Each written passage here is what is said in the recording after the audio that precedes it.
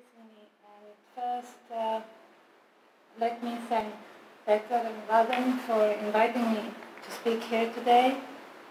I also want to thank Natasha and Alexander for smooth operation behind the scenes.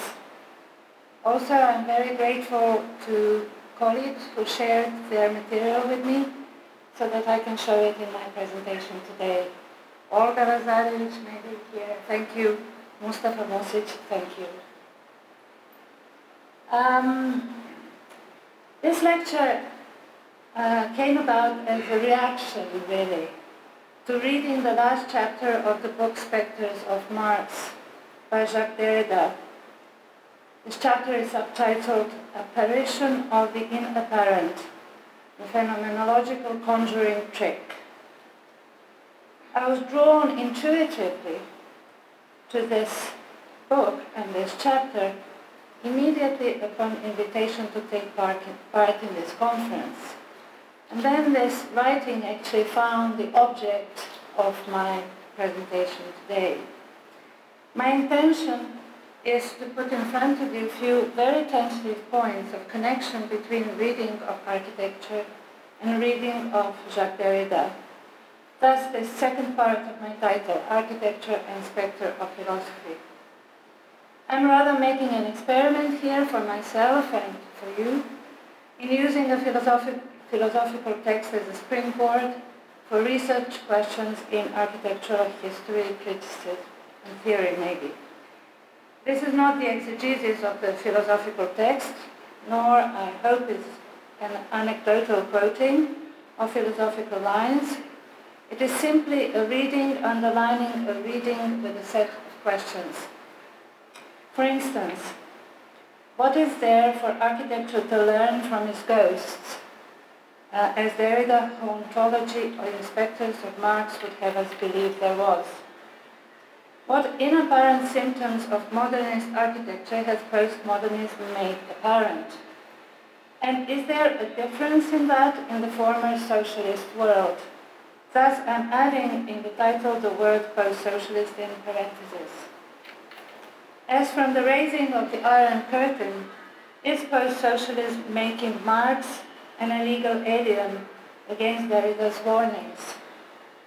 Is post-socialist architecture exercising critical thought, as it seems by the silence surrounding the most dynamic socio-spatial changes in the last 2 decades? Finally, what is on architecture's table today, here, as it were? I will open by looking at few snapshots from the global local architecture event of the moment. To be precise, this year's International Exhibition of Architecture in Venice, and within it, the national presentation in the Pavilion of Serbia. The theme of common ground, in words of the exhibition director David Chipperfield, aimed to provoke the global community of architects, as he literally says, to admit the inspirations and influences that he believes should define the profession of architecture. Architects from Serbia interpreted the theme in the exhibition titled with a homonym, 100, and presented it in the National Pavilion of Serbia, itself bearing a wrong designation, or rather a misnomer. The exhibition itself shows but one table, the word table in Serbian language being homonymous, i.e. reads the same with the number 100, thus playing the double meaning of the title by writing it both as number and an architectural scale 1 to 100, and with words, jedan sto, one table. Outside the exhibition room, the typography carved in stone on the facade above the entrance to the Pavilion of Serbia as the label of the patron state names the no longer existing country of Yugoslavia in Italian spelling, Yugoslavia. The facade and the misnomer are protected as heritage, being part of the original architecture of the Pavilion Venezia and its extensions designed by the Venetian architect Breno del Giudice, of which the Pavilion Yugoslavia is part. Thus, I start with the homonym and the misnomer. If anything, This word game brings me to look at the table not only as a thing that it is, but perhaps as a misnomer itself, yet not of a number 100, but of the apparition of architecture in present-day Serbia. There is nothing on the table. Its surface is white, smooth, and swept clean. All that I might be reading or misreading on its surface is an apparition. As Derrida says, I quote, "It is to see without seeing, thus to think the body without body of this invisible visibility. The ghost is already taking shape," end of quote. Indeed it is, as we shall see. Following the biennial opening, the Belgrade's oldest and most respected newspaper reported that the table in Serbian Pavilion was seen and liked by world-renowned architects, critics, and designers. The article goes on to note enthusiastic reactions of architects who are, as we read, directly involved in large projects in Belgrade, such as, I quote the article, curator of the neighboring Pavilion of Austria, the author of the winning project for the Center for Promotion of Science in New Belgrade, says that he's excited by one table. Patrick Schumacher, the main partner of the famous Zaha Hadid as well. Then Peter Gabrielčić, designer of our Bridge of Ada, end of quote. A month later, the same newspaper dedicates a page in its Sunday edition to presenting not the table, but Belgrade flagship projects designed by the architects excited by it, namely the hovering building of 29,000 square meter area, the Center for Promotion of Science in New Belgrade by Wolfgang Chapeler, and the conversion of Bekov factory into a luxury hotel by Zaha Hadid architects, a development of some 94,000 square meters.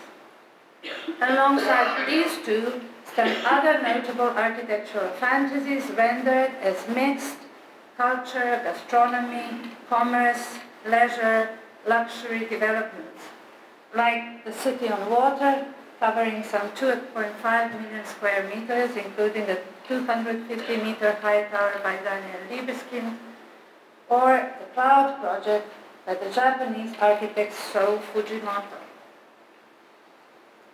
All of these appear as objects mysteriously uplifted into mist-enveloped regions of heavenly clean air, free of all that is psychophysical, ghosts that are really commodities.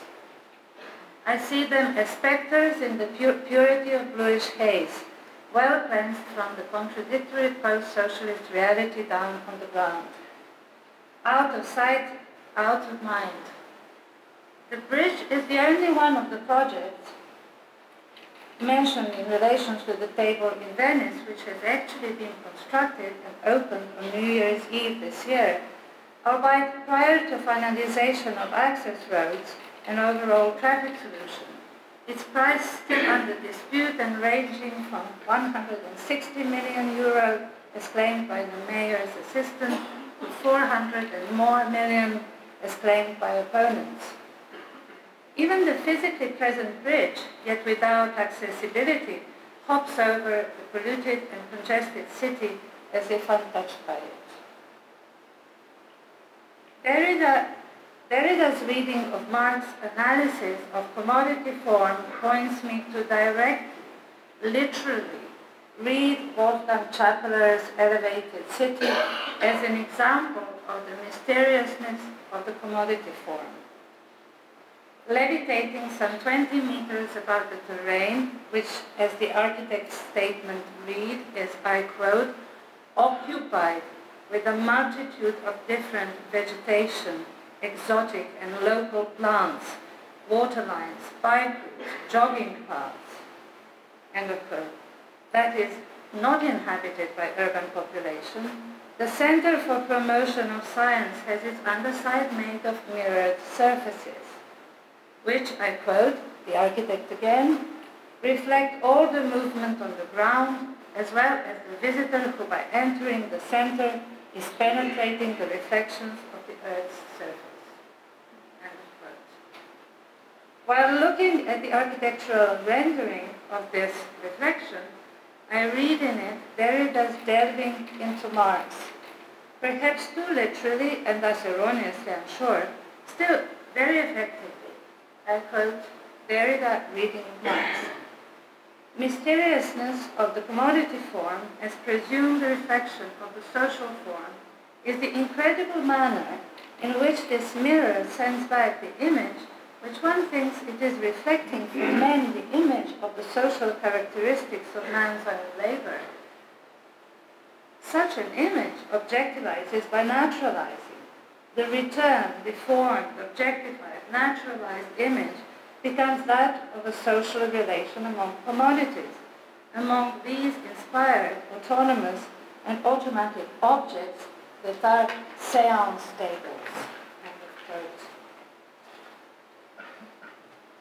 Naturalized in the website pictures of the architecture I've shown is the duality of the projected city and the surrounding landscape harboring an archipelago of marginality, informal settlements fluidly connecting to flea markets which spread over any given space until removed by force, only to spring elsewhere. It is this fluid typology of cardboard on the ground that forms urban milieu today. Citizens of high mobility, with no addresses, streets, or house numbers, but with mobile phone communication, to whom a table might seem a bit too heavy an object to carry about, let alone the table in Venice, which is 5 times heavy. Its reported budget of some 20,000 euros, this table is 22 meters long by 5 meters wide. It is horizontal slab made of chipboard and smooth faced by processed mineral material bound with acrylic, which goes by the trade name aureola, supported by steel structure mounted on 4 1-meter-high corner posts. An expensive table, still a table with 4 legs. Karl Marx famously used a table, that common, everyday thing made of wood, to introduce the analysis of the fetishism of commodities and the secret thereof in Das Kapital, the text that was so painstakingly read by Jacques Derrida in his deconstructed table-turning exercise of spectres of Marx. The table serves Marx to analyze the mystical character. So soon as it steps forth as a commodity, the table, like Marx, changes into something transcendent. In Venice, also, so soon as it steps forth as an exhibition installation, even exhibition itself, the table is abounding in metaphysical subtleties, to use Marx's own words. More to the point, I quote Derrida reading Marx. I quote, "It, the table, appears to put itself spontaneously into motion, but it also puts others into motion. Yes, it puts everything around it into motion, as though to encourage the others. Quite literally, so does the table in Venice. So let's see if the film works."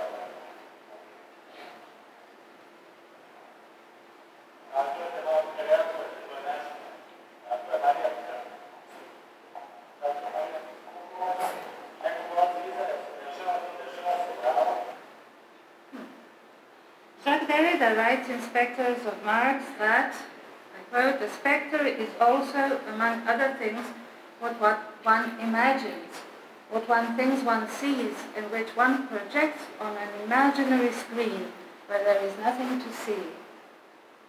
And again he expands, the apparition form, the phenomenal body of the spirit, this is the definition of the spectre. The table of Marx, says Derrida, even if, I quote, "worn down, exploited, overexploited, or else set aside, no longer in use in antique shops or auction rooms," end of quote, this table is an example of an apparition of the inapparent. Table has ideas, Marx writes, I quote, "It not only stands with its feet on the ground, but in relation to all other commodities, stands on its head and evolves out of its wooden brain grotesque ideas, far more wonderful than table turning ever was." In Marx's sentence, table turning refers to political gloom of post-1848 revolution, when spiritualism, literally table turning seances, became the rage among the European aristocracy. The table began to dance when the rest of the world appeared to be standing still. Quote. Marx wrote in the explanatory footnote, "Much like the post-political gloom of today, I think. But what if we look at the opposite situation, tables standing still with their feet firmly on the ground, when the rest of the world began to dance and the Berlin Wall started to crumble? And by the same token, to look at the question of postmodernism and its synonyms in socialism, late socialism, and post-socialism, and the secret of abstract deconstruction in this lecture, as the main subject of this lecture is its absence. In the beginning of my much too longer title, Postmodernist Table Turning. Actually, in Serbia, the tables turned and evolved out of their material head new ideas of architecture 30 years ago.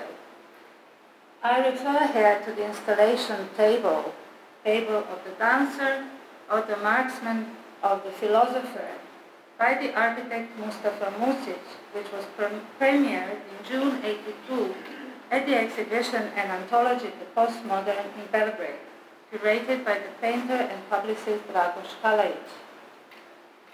The 80s were a time of economic stagnation and social-political disillusionment, uncertainty about the future of imminent crisis, and collapse of the socialist system as a whole. The year 1980 had special significance as Tito, the lifelong president of the Republic, the leading figure of Yugoslav resistance movement in the Second World War, and the leader of the Yugoslav Communist Party, died on May 4th. This event is deemed to have set in motion a process of disintegration of Yugoslavia as a multinational state, the breakup of its self-management socialism as a political and economic system, and definitive suspension of the Yugoslav idea. At the same time, 1980s were a period of exchange and intersection of a number of heterogeneous lines which formed in the post-68 period as singular, peculiar, and distinctly different from the dominant everyday mass production of socialist modernism. Mustafa Music explains how he entered into a cross-disciplinary and cross-generational exchange which occurred at this period of the crisis and subsequent detachment of architecture from realities of economy, and its transference into the domain of arts and culture. In a recent interview, he reminisces that despite being offered secure employment after he graduated at the Faculty of Architecture, University of Belgrade in '75, he chose the path of private practice. As he says, in order not to offend those offering him employment, he fibbed that he was planning to go to the US, and instead, I quote his words, "I chose to act independently, and for that reason, to this very day, I have not had one day of employment in a state firm. It is only natural that this choice brought me closer to other unemployed people, artists, philosophers, critics," end of quote. In the socialist system, I dare say this is a radical position. An individual venturing out of the professional circuit, insisting on the autonomous status within the profession. That is, architect not in collective practice or a design team, but the private individual close to artists, philosophers, critics, even a private entrepreneur. Radical also in this sense, I would add, was exhibiting tables and expecting to be reckoned with not as an artist or a designer, but as an architect. Mustafa Mucic did just that, with the 3 tables at the show in 1982. And I might add as a witness from the period, that was also a cool thing to do at the time. Rather like showing an empty table in Venice today. The tables of the philosopher, of the marksman, and of the dancer were made by hand by the architect himself and placed in the exhibition room as an installation on a low white plinth, on top of which the architect painted, as he says, just an hour or so before the show's opening, a Matisse-like blue rug with diamond checker lines. The philosopher is geometric, rational, solid piece with 4 heavy legs. Its wooden body is clad with ordinary, cheap, mass-produced 15 by 15 centimeter standard wall ceramic tiles, only the color, a sort of green banana hue, the architect says, was carefully chosen for its very particular ordinariness. Ironically, the philosopher, solid as it is on the verge of losing ground since one of its legs is halfway off the plinth, philosophically hanging in just there, as it were. The marksman is made of transparent perspex sheet, with its longer side cantilevered out as a tabletop, supported by a flagpole with a triangular red flag, the pole sticking out of a stepped cylindrical multicolored base, the contour of which is projected and cut through the vertical supporting side of the perspex on the other side. When asked today about the meaning of the word with which it is named, strelac, marksman, Mustafa Mucic says, it is about the relation of positive and negative, or of a front-sighted rifle and the target, the gun and the deer. The meaning of marksman. Just as well it was given away as his best man's wedding present to a fellow architect and fellow postmodernist. The 3rd table, the dancer, with its top surface dancing and wobbling when touched, as if electrified. Literally, its transparent perspex tops is poised on 4 upside-down black bakelite electric plugs, mounted on 4 thin wiggling wires of 8 mm armature steel, which are springing out of a white broken copy of a classical column base cast in gypsum. Talait, the painter, the exhibition curator, was apprehensive to touch the table for fear of being electrified, remembers Mucic. Today, still dancing in the architect's studio, too dangerous to touch, still. All in all, as the architect says, the tables were made of quotidian things from our daily business, all from your ordinary socialist shop. The tables were exhibited in an international context at the Steirische Herbst in Graz, Austria, as part of the exhibition titled Synonym for Sculpture. I would suggest that back at home, in the context of Belgrade postmodernism, they were a synonym for new architecture. Not pure architecture, not the purity of architecture, but architecture's everyday materiality, its humor, its irony, its individuality, and its ambiguity. Table, not a commodity, but table architecture. What are we doing with time? Am I late?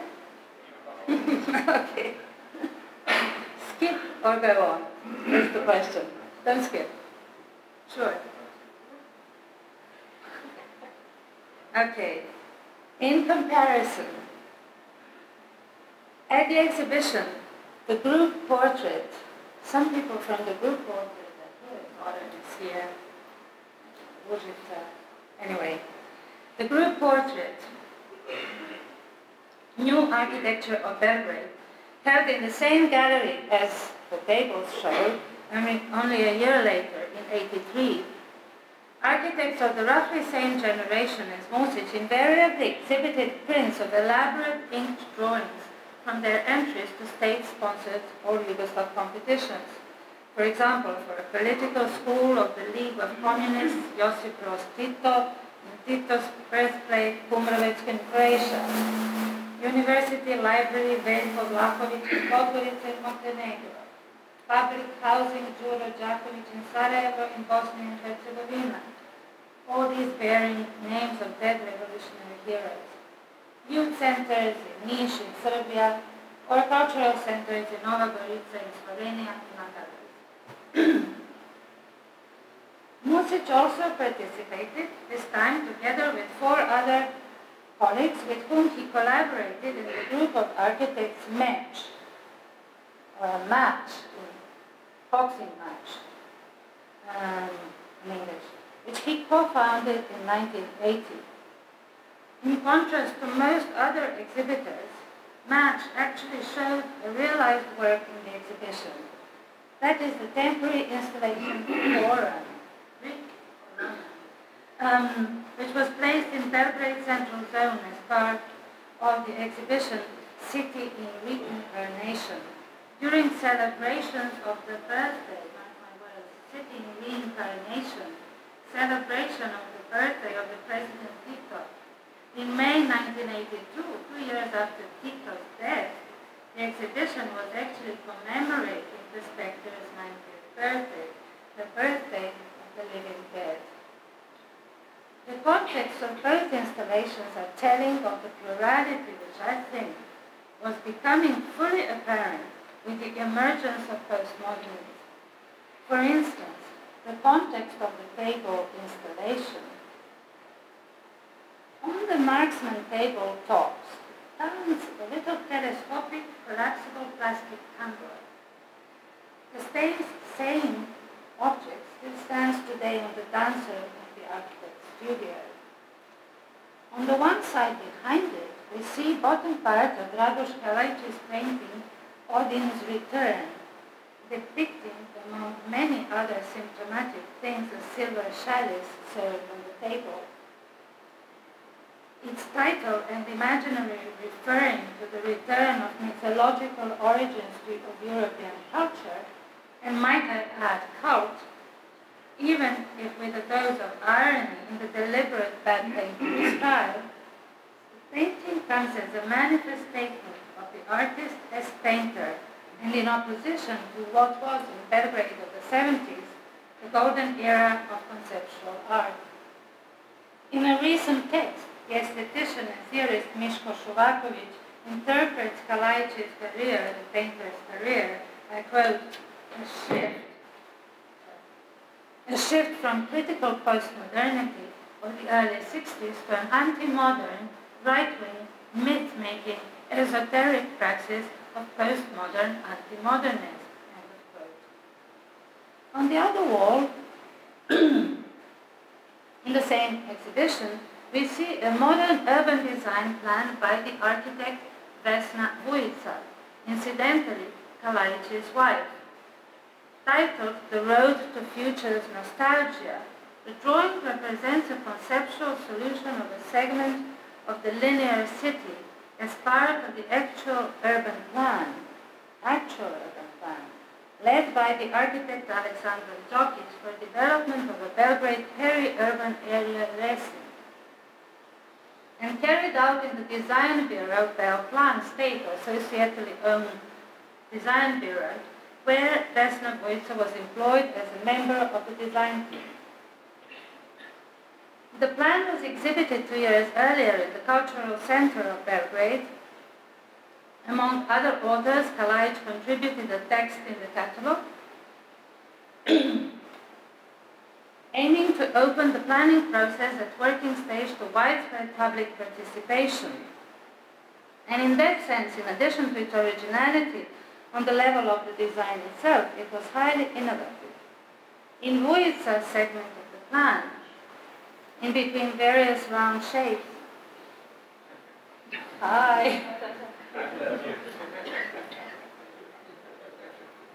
Oh, I need water. Not light. Yes, please. Remember, I gave that to you. Yes, I will. We carry on with the light. Yes? No?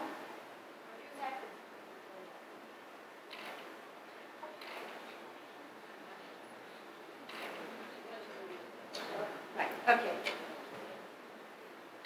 Good break. Right, in Buit's segment of the plan, in between various round shapes dedicated to leisure and consumption, open air, fireplace, and the planetarium, there are 2 points bearing symptomatic names, Homo ludens and Infant ludens, referring to critical post-Marxist theory of Lefebvre and the Situationists, and the notion of the ludic city of play, spontaneity, and festivity within daily life. Daily life was also a subject of the funny cartoons, which were also, as much as Homo ludens, part of the participatory planning process. This slightly messy context between reference frames, very messy, I would say, not slightly, very messy context between reference frames, tables set amidst ambivalence and swaying from right to left.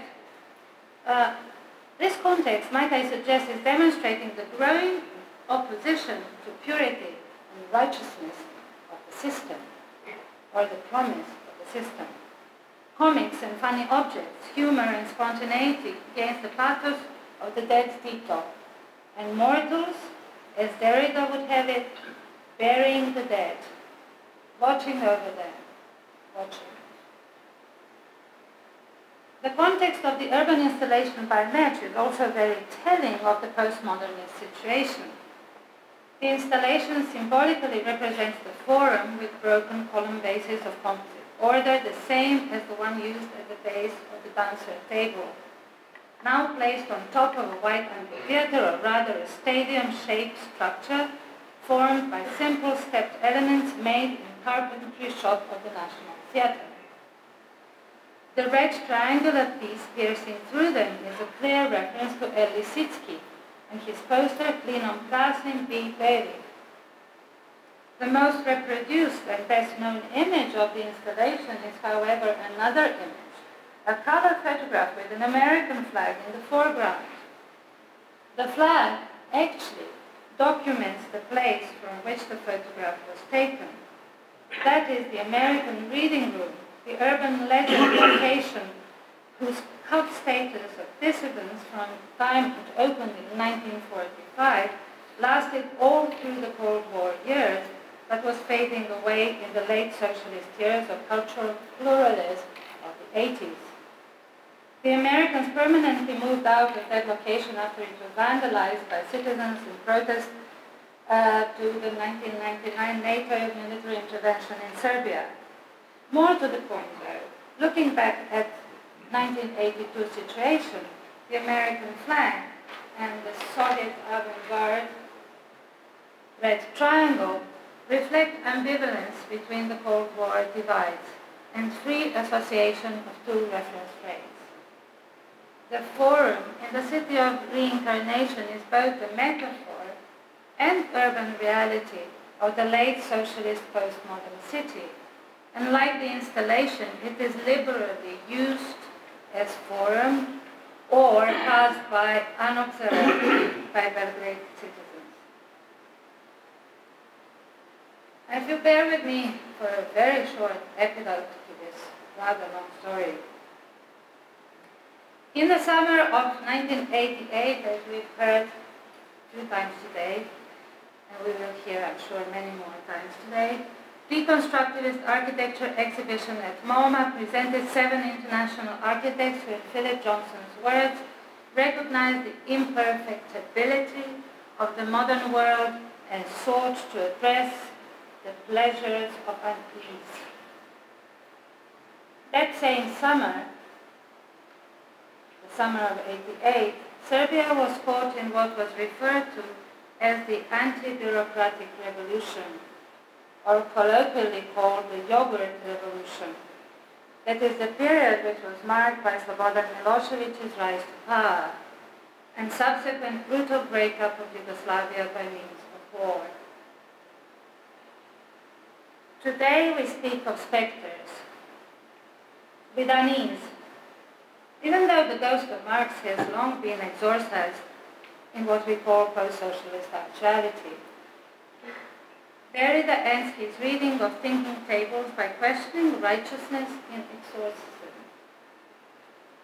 On the other side, we witness the ghosts shaping in the cleansed present of presumed purity.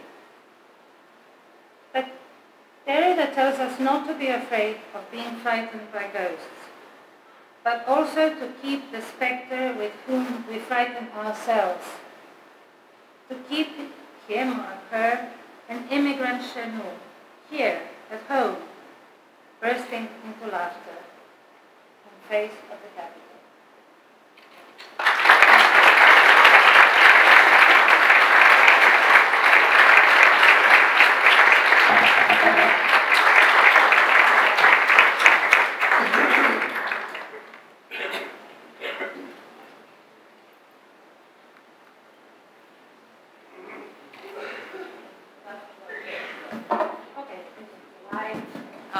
This is great.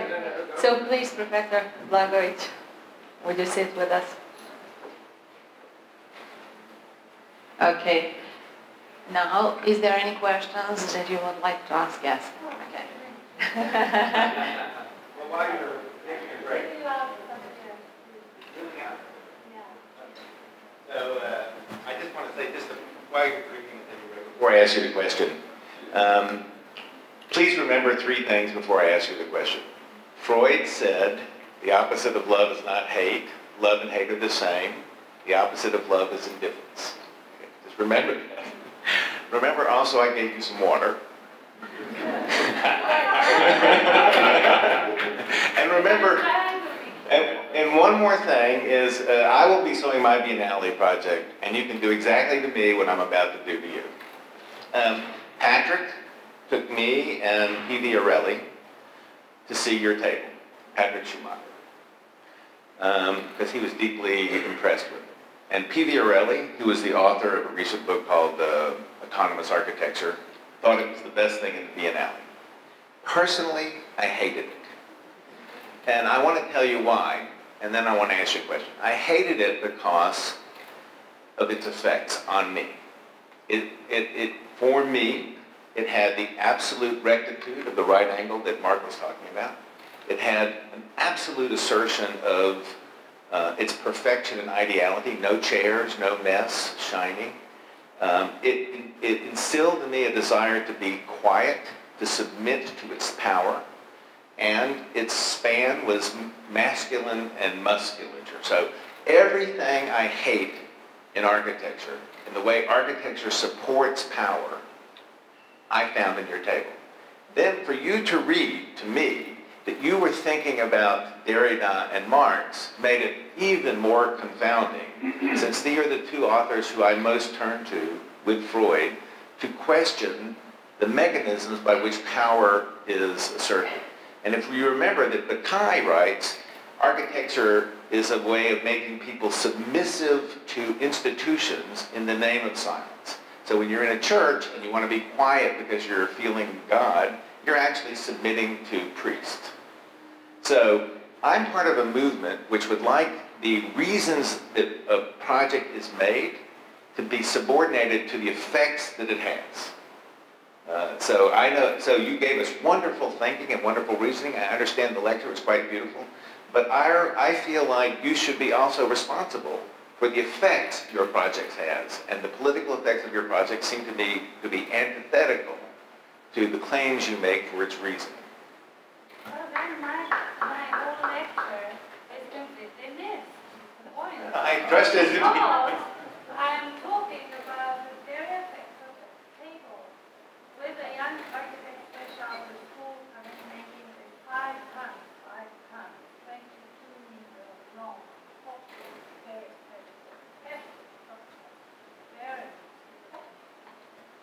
stick to a table, and they have nothing to do. They themselves, the makers of the table, and the table actually covers the actuality of those with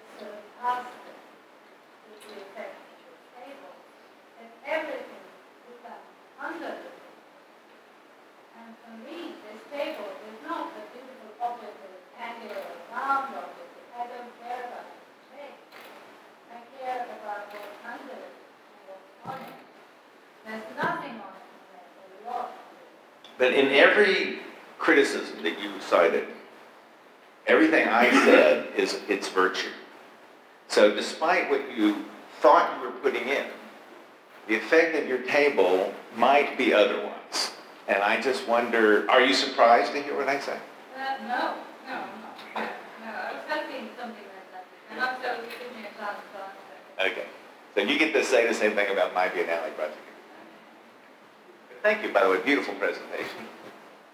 Okay, is there another question? I can keep talking.